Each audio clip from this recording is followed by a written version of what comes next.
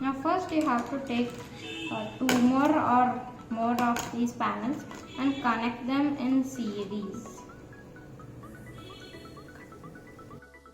Now take the positive and negative wires and attach them to the PCB.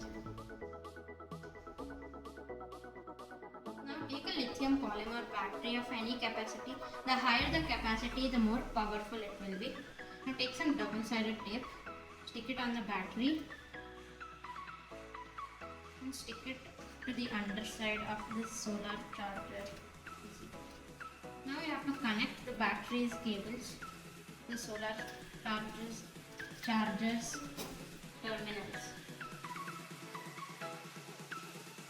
Now we have to mount this whole contraption to a piece of wood or any other material.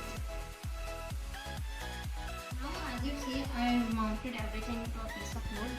Now take some more tape.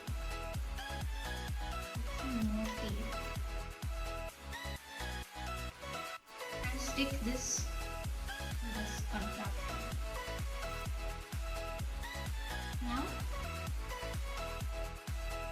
Now it is ready and we will test it.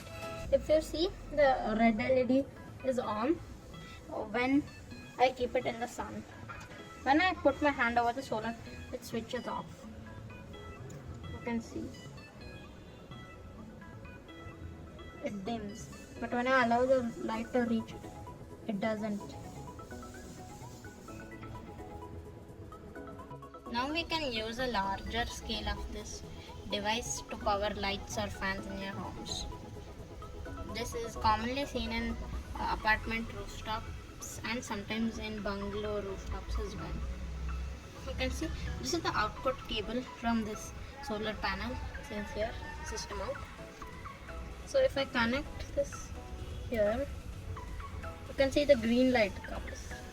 That means that I'm powering the whole, I'm powering this LED using the solar panel.